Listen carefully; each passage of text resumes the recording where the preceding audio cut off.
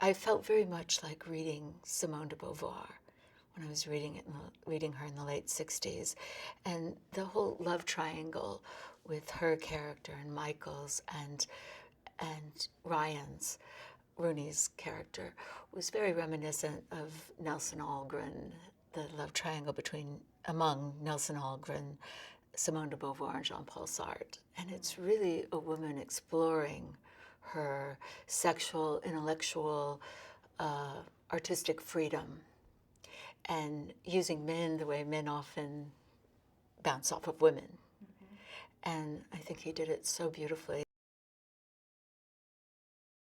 My process with Terry is there's really no script. There's a treatment for his more recent movies. I really think the last movie that we had a script on was Tree of Life. And it's much more a feeling and a mood. And when you work on one of Terry's movies, you don't know what the film is going to look like. He's filming brushstrokes, and he paints it all in post. So that is, you're not sure exactly what you're creating. But I read the treatment, and I talk to Terry at length about these characters. And then I start dressing them by who I think they are. And I try to dress them from the inside out. I don't know if you notice when you watch the film, but Terry really loves clothes to be very dark, almost to go away, because he feels right here and here is the soul. And that's what he wants to glow. It's so much thought into a simple wardrobe of Rooney. And also, he was quite taken by Rooney that she had a very Audrey Hepburn kind of look about her. So I tried to keep her in that very classic elegance and simplicity and almost a demure wardrobe of Hepburn, as opposed to Natalie, who is much more the, kind of wild Texas beauty, but much more, with much less elegance and more sex appeal to her wardrobe.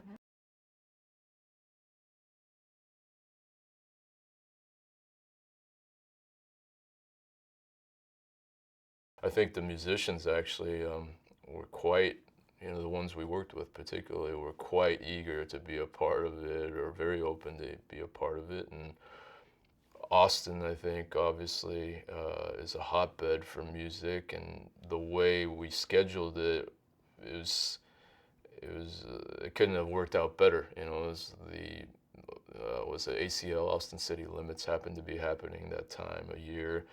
I think there was it was a fun, and the way it happened was so organically, right? Because we didn't have to stage anything, or very little. And in fact, most of these concerts, like the Chili Peppers or whatever, it was.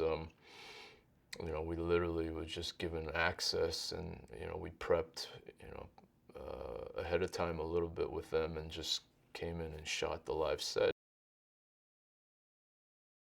The film participation is born out of the personal connection that Terry has with a lot of these creators, And, Patty's an original, right? She's, I think for a lot of us that just grew up with her music, or, like me, as much as I like her music, I think what I really fell in love was when I read Just Kids, right? And it was just a treat to be around her, and I know she was inspirational for all of us, and I'm sure to Rooney, as Rooney's character.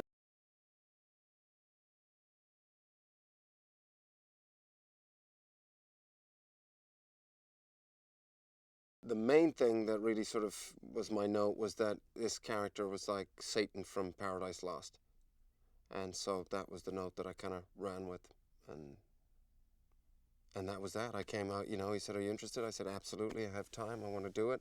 And so I flew out to Austin, I think, whenever it was, 4 weeks later or something like that. He's just a very singular voice. I mean, he's just, you know, a poet in terms of the visual storytelling medium, but also the, you know, the dialogue itself. He's just, you know, I guess, you know, in some respects, the first American auteur, you know, after the French Wave cinema, and just films, and you know, and then without sort of, because I know intellectualizing things, I don't know. It's just whenever I watch Terry's films, they do something other than the intellectual. They sort of strike something in you physically, and great art usually does that. He'd always sort of shout attack at me. He's like, attack, Michael, attack. So you're kind of, you know, trying to, I guess,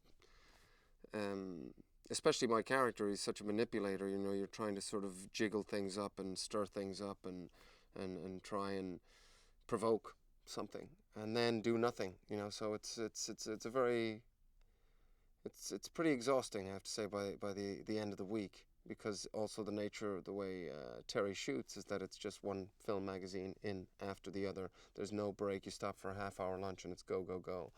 So it really, you know, what I liked about it is you've got to be really fit as an actor in terms of, you know, yeah, just keeping your muscles sort of engaged all the time. I felt like my character was trying to become a god. He's taking a lot of drugs. He's really throwing himself into any experience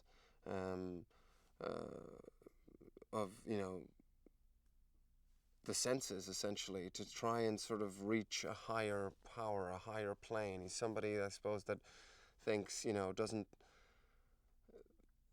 you know, rallies against God in a way, you know, because why shouldn't I be in that position? You know, he's, and he's a manipulator, and it's almost like, in some ways, sucks the life out of things.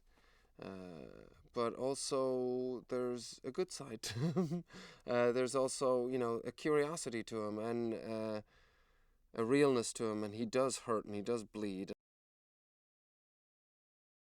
She was, you know, just fantastic, you know, queen. She was very easy to work with, a lot of fun, and, you know, really easy to dance with, because that is the thing, you know, more than ever, you rely on the person opposite you with this sort of work, because it's improvisation. I think he understood music, regardless of whether it would have been country and western or the Antwoord. You know, it's like he just understands it, and understands, I think, the sort of mathematics of it. It's like, you know, there's two universal languages in the world. Music's one and mathematics is the other. You know, you don't need any translation or subtitles. That's just the same for everyone. And I think that's where his sort of genius lay.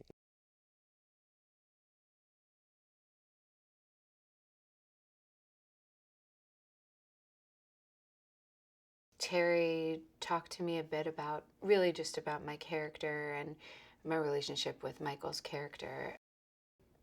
That, you know, she's someone who sort of comes from this background where she doesn't have a lot, and she's in great need financially, and this guy comes along as sort of a savior in a way, and then introduces her to a lot of darkness and sort of leads her astray. It was a great surprise to get to be with someone who's just, I mean, he's just so alive and intense and interesting in every moment, and very inventive. You definitely see with these particular character stories that,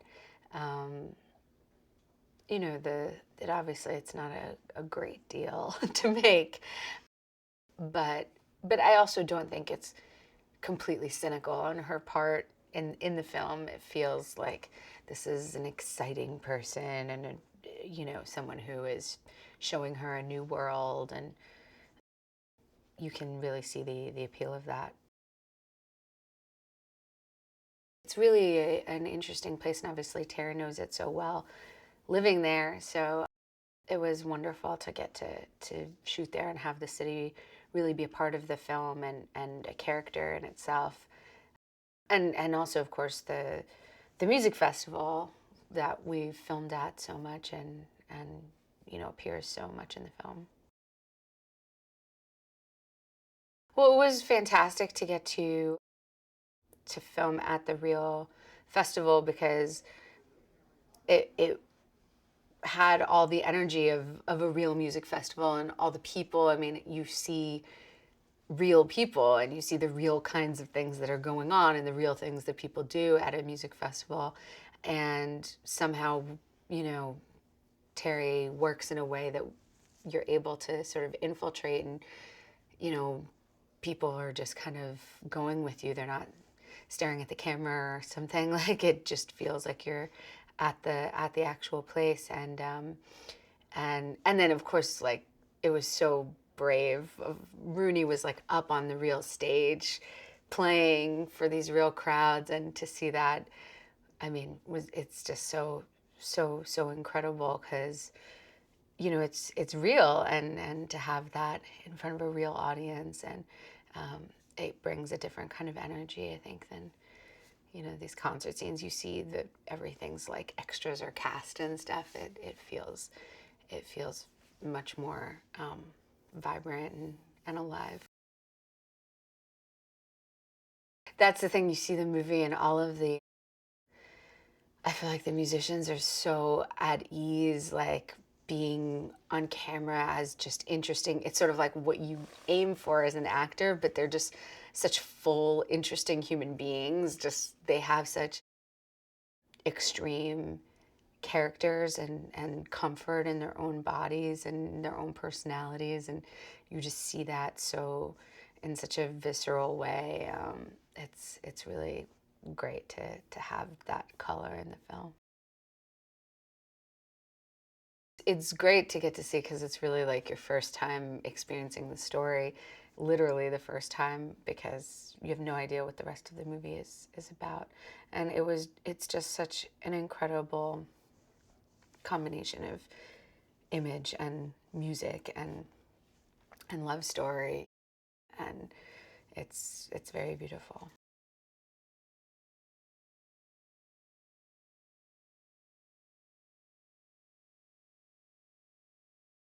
Having, you know, actors as well known as our cast is a challenge anywhere because they're going to get, you know, surrounded. It helped to be around rock and roll stars because they're getting a lot of attention themselves, and sometimes they may be even more interesting to, you know, the crowd.